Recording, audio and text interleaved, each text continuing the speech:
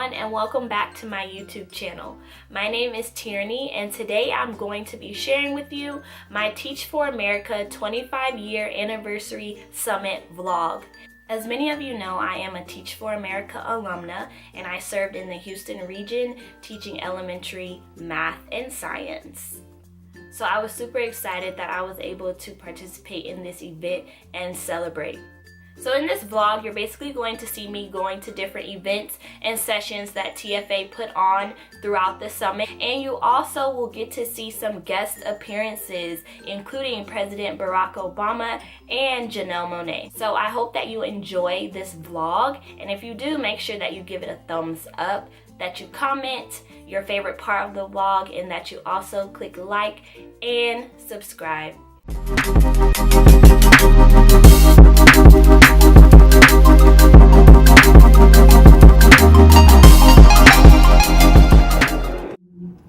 She is also the president of the United States Policing Task Force member and leads Campaign Zero as well, and she is awesome. And my favorite part of her bio, which you should definitely check out and follow her, is that says that she's a justice lover. So Brittany, please come on up. I'm going to talk to you about three things specifically. I'm going to talk about truth, I'm going to talk about safety, and I'm going to talk about self-care on here. Hashtag on here. So, see a high schooler saying, I want to be a doctor, don't shoot, right? A mother saying, my child deserves to live, don't shoot. It was when I was about to film a middle schooler doing a don't shoot video that I heard a voice from behind me, from behind the gun line on West Florissant, of police officers standing in full riot gear and it's on the ground and atop an armored vehicle. This is no longer a peaceful assembly. You're ordered to disperse immediately. We all looked around. It was a totally peaceful assembly. And so everybody kept standing right where they were. Well, about 2 seconds later, and that's not an exaggeration, 2 seconds later, the tear gas canisters start flying. So suddenly, what I need to report out on is not just why you shouldn't shoot kids, but why you shouldn't tear gas peaceful protesters. So I run, I make sure that my friends that I'm with are safe. I find this young man whose name I still don't know. He cleans himself up. He gets his makeshift sign and he rolls right back out into the street. It's the kind of bravery that you're lucky to see in a lifetime, right? And it is something that told me two things. One, if you can go stand, the least I can do is go stand next to you. And two, the least I can do, as David was saying earlier, was regardless of who's upset about it, I can tell the truth about what's happening. So I started to shoot. I remember shooting a quick video of the fact that we had just gotten tear gassed and report. You could see people kind of running around. In a lot of the videos from those early days, we are not experts in this. We don't know how to get the right angle. We don't know how. We're not thinking about lighting, right? It is chaos. We're afraid for our lives. And so those things started happening. The next day, I got a call from a friend of mine who works at the Boston Globe. And he said, look, we're trying to actually report what's happening on the ground and not contribute to the false narrative that we're seeing happening all around the country. And so the Boston Globe actually just wants to pick up all of your social media feeds and push them out to their readers online. And so suddenly, my social media feeds that had maybe a couple hundred followers, because I was using them, again, as an extension of myself, suddenly became picked up worldwide.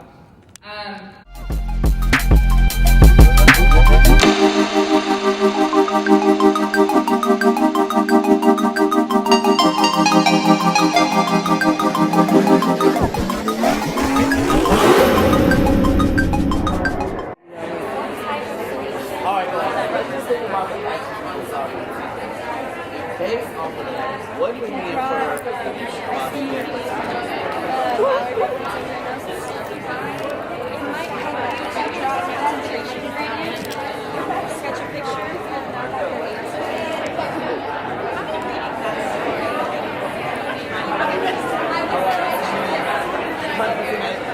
I really liked the Maggie Johnson did was that she went over to the student. She was walking around, making sure that everyone's on task, And then Yes. she kind of leaned into the student and then read his work. And then she complimented him first, saying that, "Ooh, I love this. Can I steal this?" So I like that. Complimenting the student so the student knows, like, oh, I'm not in trouble. Like, she's actually going to showcase something that I did really well to the class. Yeah. And then something that I would do to push to make it more rigorous, like have the class think about like what he did right instead of she just giving the answer like, oh, he explained in 2 very logical sentences. You know, have the students do that thinking and maybe sharing with each other.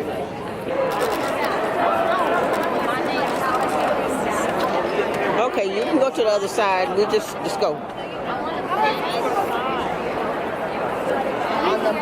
Oh, you want to be on the team? Yes. Oh. Okay. My mom didn't recognize you. She was like, "That's your." I was like, how do you know I her? was like, "Yeah, I know you." So do you still visit Hope City Church? No. Like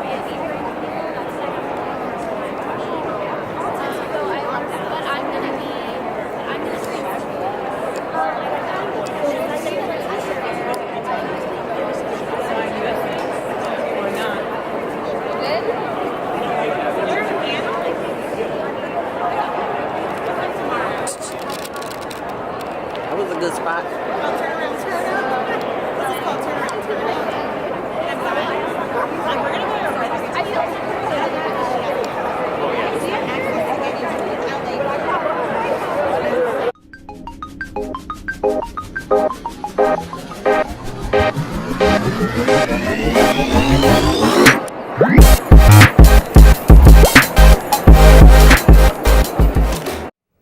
So I just wanted to show y'all some of the things that I got from the TFA Summit.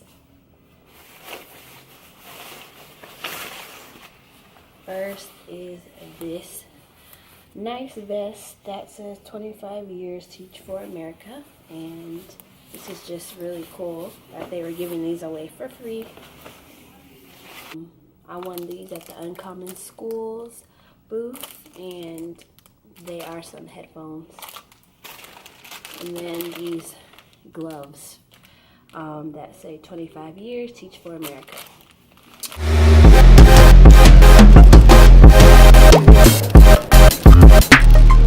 Is inextricably linked to human freedom.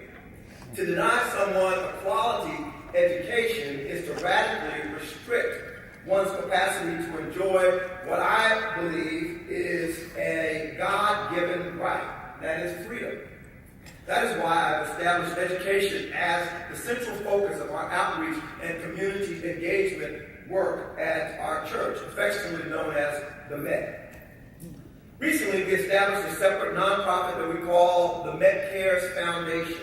Met Cares seeks to develop high-quality educational options for the thousands of African-American students currently attending failing schools. The doctrine of humanity in the Judeo-Christian traditions teaches us that all human beings are created in the image of the Creator God. And while there are diverse interpretations around what that image entails, in the African-American prophetic Christian tradition, there is a focus on the function of this designation over and above the particular form that the image of God takes. Martin King's conception of the biblical principle is represented in a way that I think meets my own understanding of the tradition as well as shared by other African Americans. Basically, King says there are 3 core things. There's the worth of persons, the unity of humanity, and the concept of freedom. In the interest of time, I just want to deal with the issue of the worth of persons. God's image in each person functions as a declaration of the intrinsically equal dignity and value of each individual before God. Because all persons are equally endowed with sacred worth by God, all persons should be respected equally by other human beings. Hence, any social, political, or economic structure that promotes unjustifiable inequality among persons violates the principle of equal essential worth. So for me, the gross inequity in public education based on a child's zip code or color code or income code is a denial of that child's basic humanity. The extent to which we tolerate and perpetuate this injustice is the extent to which we deny the image of God that our sacred text says is inscribed in every human being. I do so out of a sense of call or vocation, a call for the realization that what I believe God intends for all people to be treated based on the equal intrinsic worth implied by the image of God in us all. I left because, as one of our panelists said, I felt called. At the time, I'd been talking with Michelle Reed for 5 years about joining her team, and I thought I might be able to help her. And then I had a conversation with my brother, and my brother said something that stayed with me. He said, Stephanie, if you cannot talk with kids about God, you will only get so far with them. And he's right. At Seed Education Partners, we're serving 2,500 children, and we are getting amazing academic results. But we're doing something that's even more important. We are helping kids to grow in virtue, and we're helping them to know, love, and serve Christ. We want our kids to make it to college and to heaven. That is the full package.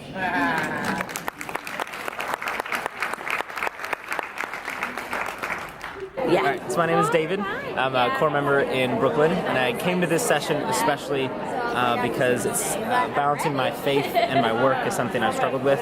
My faith is what is like core to my identity, my belief in Christ, and the belief that all children are created with infinite God-given potential. And so I came to this session hoping to get a practical look at how to balance those things, and so I really appreciated the range of religions that were represented in spiritual traditions. I didn't expect that.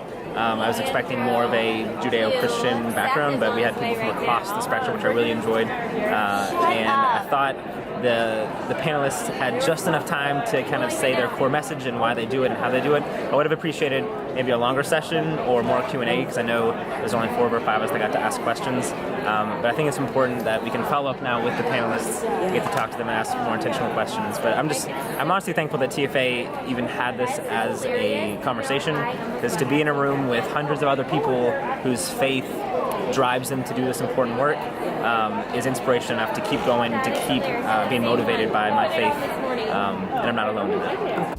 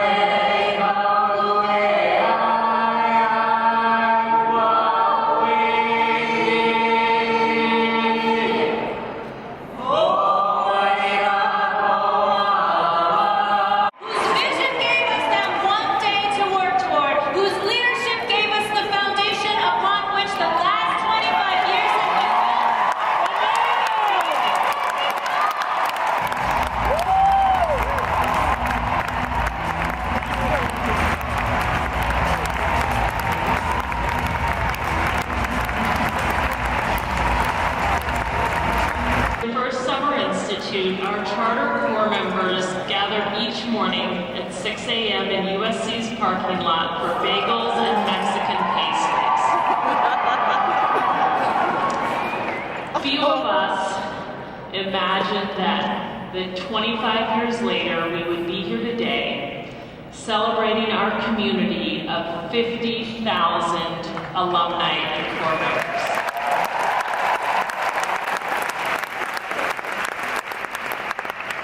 Tonight is for the 50,000 people who have committed yourselves to our nation's most vulnerable children, almost all of you still working to ensure that they have the opportunities they deserve.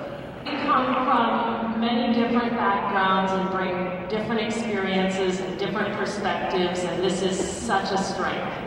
By disagreeing, struggling, and wrestling with how to do better by our children, we become stronger. Big national movement it's become. But thanks to your long hours, hard work, and dedication to our kids, Wendy's dream to get great teachers into the classroom has fundamentally changed education in our country. You've changed the lives of millions of students, from New York City to the Mississippi Delta. Some of you have gone on to teach themselves. Many of you remain in the classroom or in public education long after your 2-year commitment was up. Others have gone on to fight for equality and justice by starting their own schools and nonprofits, as lawyers and doctors, or by running for office. There are even TFA alumni working for me in the White House. The team inside and outside the classroom has helped to fuel our progress these past 7 years. We've raised expectations and lifted graduation rates to record highs. In today's economy, we need great teachers helping the students who need them most, and that's why TFA is as important today as it was 25 years ago. Because in America, every child deserves access to an excellent education, no matter who they are or where they live.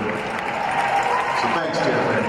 Congratulations on 25 extraordinary years, and have a great summer.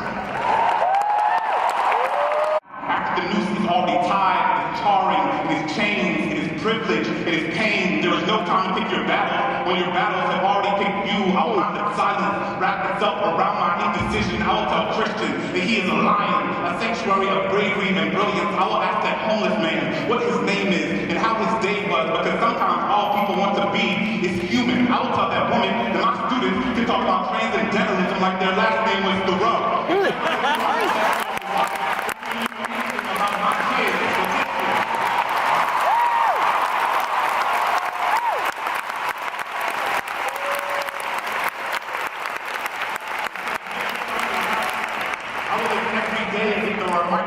Under my tongue, a stage on the underside of my position.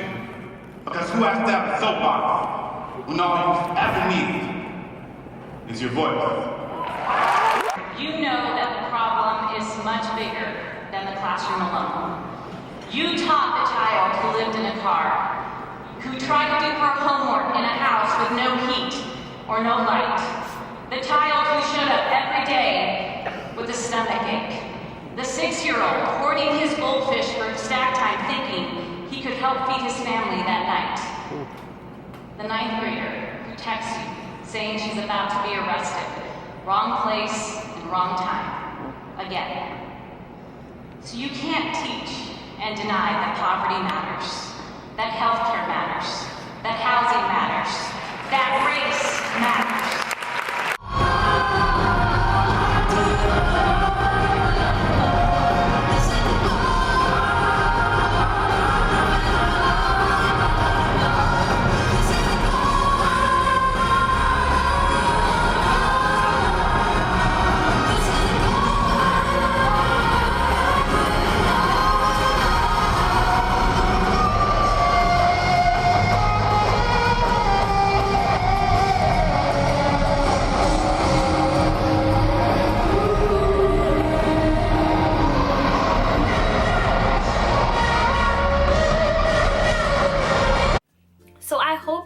Enjoyed this vlog. If you have, definitely make sure that you give it a thumbs up. Comment down below what was your favorite part of the vlog, and if you want me to do more vlogs, definitely let me know.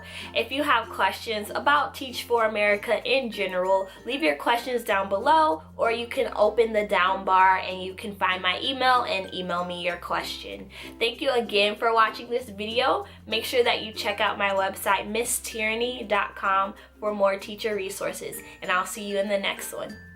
And I also thought that it would be a great idea to wear a Teach for America t-shirt. So this is my shirt. And this was a part of a collection that Teach for America did with the J Crew.